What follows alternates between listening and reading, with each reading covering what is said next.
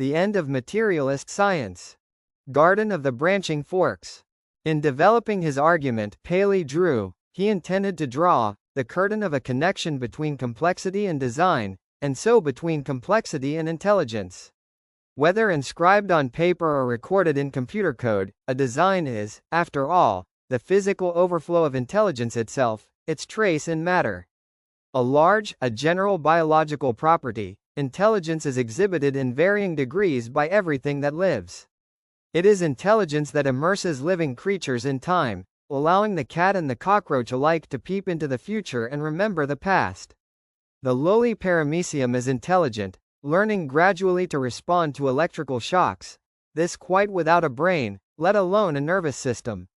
But like so many other psychological properties, intelligence remains elusive without an objective correlative, some public set of circumstances to which one can point with the intention of saying that is what intelligence is, or what intelligence is like. The stony soil between mental and mathematical concepts is not usually thought efflorescent, but in the idea of an algorithm modern mathematics does offer an obliging witness to the very idea of intelligence. They arise, these objects, from an old, a wrinkled class of human artifacts, things so familiar in collective memory as to pass unnoticed. A simple recipe for buff-a-la mode is an algorithm. It serves to control the flow of time, breaking human action into small and manageable steps, braising, browning, skimming.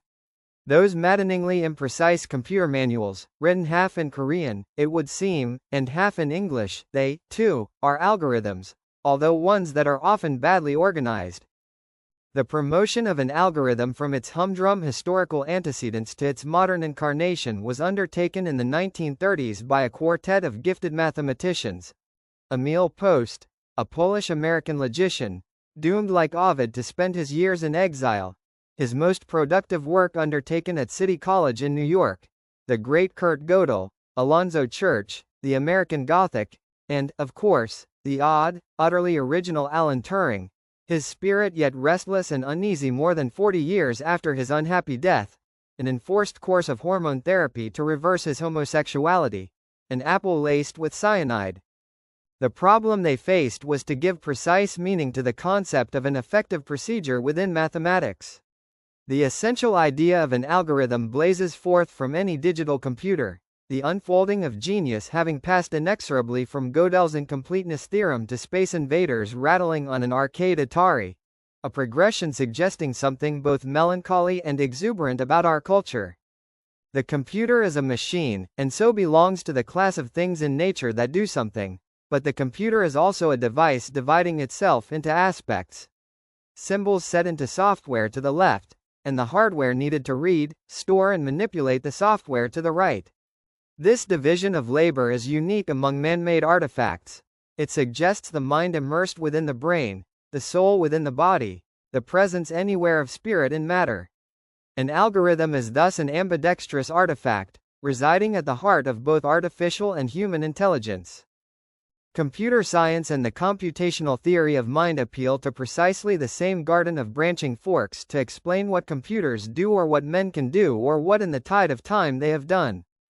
It is this circumstance that in the 1940s prompted Turing to ask whether computers could really think, a question that we have for more than 40 years evidently found oddly compelling.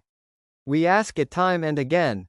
Turing was prepared to settle his own question in favor of the computer if the machines could satisfactorily conceal their identity, insouciantly passing themselves off, when suitably disguised, as human beings.